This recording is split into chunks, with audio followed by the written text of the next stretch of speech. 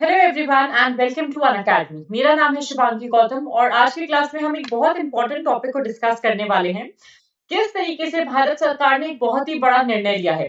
भारत सरकार ने स्पेसिफिकली इस चीज पे फोकस करा है कि वो फाइनेंशियल सपोर्ट प्रोवाइड करेंगे हर उस एलिजिबल एजेंसी को जो कि जीआई टैग वाले जितने भी प्रोडक्ट्स हैं उसको प्रमोट करेंगे।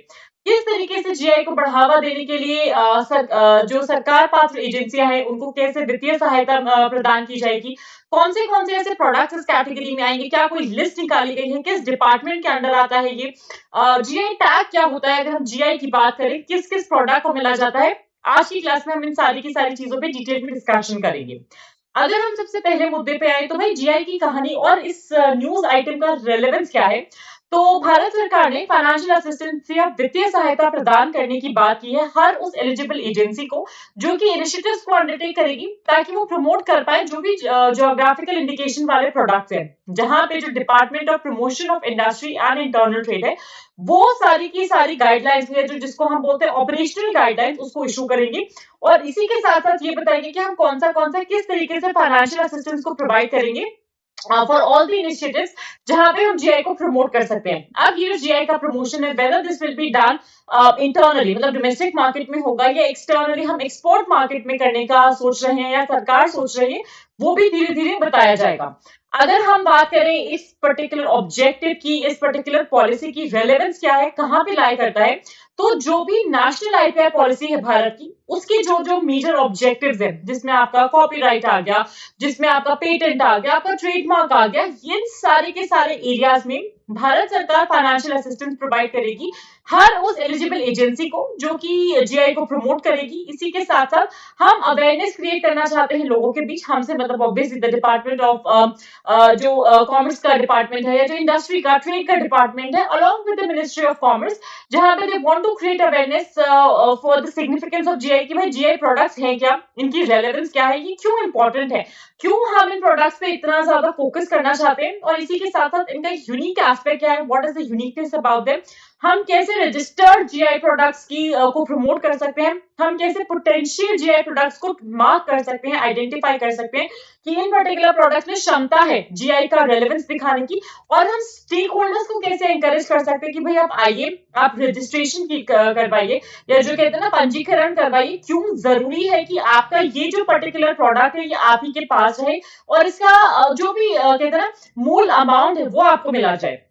अगर हम डीपीआईआईटी की बात करें जो हम लोगों का इन्वेस्टमेंट का सबसे इंपॉर्टेंट डिपार्टमेंट बोल सकते हो आप, तो the department for promotion of industry and internal trade ये कॉमर्स एंड इंडस्ट्री मिनिस्ट्री का ही एक एक्सटेंडेड आर्म या एक्सटेंडेड विंग है, जहां पे जितना भी इन्वेस्टमेंट और इंटेलेक्चुअल प्रॉपर्टी राइट से रिलेटेड कोई भी संशोधन होता है, कोई भी प्रोविजन आता है, ये उसमें डिटेल में डिटेल में उसमें डील करता है। क्या क्या रोल्स हैं, क्या क्या रिस्पॉन्सिबिलिटीज है। सो डीपीआईआईटी का नाम भी चेंज किया गया है और जब से नया नाम आया है इनका सबसे पहला काम है कि इंटरनल ट्रेड को प्रमोट करना, जिसमें रिटेल ट्रेड इंक्लूडेड है, मतलब जो भी आंतरिक व्यापार है उसको बढ़ावा देते हैं।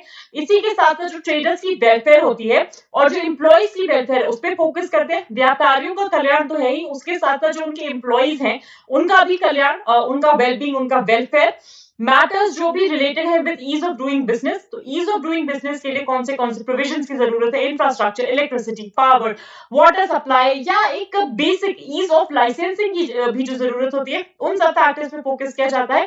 और स्टार्टअप्स को किन किन चीजों की जरूरत है, कैसे वो सुविधाएं मिल सकती है, उस पर भी फोकस किया जाता है। Now moving from that particular part, अगर हम बात करें जीआई टैग्स होते क्या है, क्यों इसको इतना रेलेवेंस दिया जा रहा है भारत सरकार द्वारा। जीआई की अगर हम बात कर रहे हैं तो geographical indication in the simplest of terms एक किस तरीके से आइडेंटिफाई करता है गुड्स को जिनका एक स्पेशल कैरेक्टरिस्टिक होता है जो ओरिजिनेट करते हैं ज्योग्राफिकल टेरिटरी से।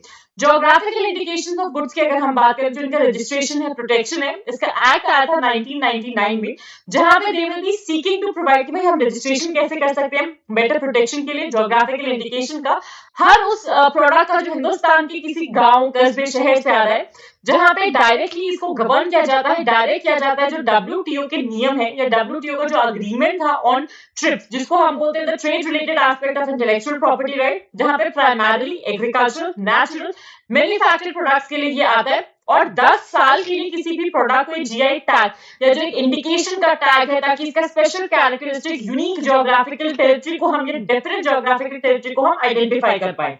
अब जीआई का सिग्निफिकेंस क्या है? अगर कोई भी प्रोडक्ट इस पर्टिकुलर टैग से नवाजा जाता है, कोई भी पर्सन, कोई भी कंपनी उसको नहीं बेच सकती अपने नाम के तहत, तो जीआई टैग अपने आप में एक ऐसा प्रोडक्ट बन जाएगा जिसकी खास खुशबू होगी, खास टेस्ट होगा, एक स्पेसिफिक एरिया में ही वो बनाया जाएगा।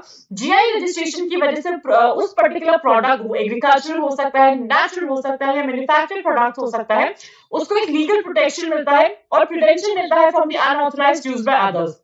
Along with that, promotion में in the part of export, वहां पे बहुत मदद मिलती है उस पर्टिकुलर प्रोडक्ट को, और कंफर्ट दिया जाता है कस्टमर्स को कि भाई ये ऑथेंटिक प्रोडक्ट है। अगर आपने कोई भी जीआई टैग प्रोडक्ट खरीदा है तो सरकार इंश्योर करती है कि there are certain stores in the cities, आप उसको कहां से ले सकते हो, उसमें कुछ मेल मिलावट नहीं होगी, कोई घपला नहीं किया जाएगा। और जीआई अपने आप में इंपॉर्टेंट क्यों है ये पूरा का पूरा, क्योंकि 2015 और 2018 में दोनों साल में कुछ ना कुछ क्वेश्चन इससे रिलेटेड आए थे।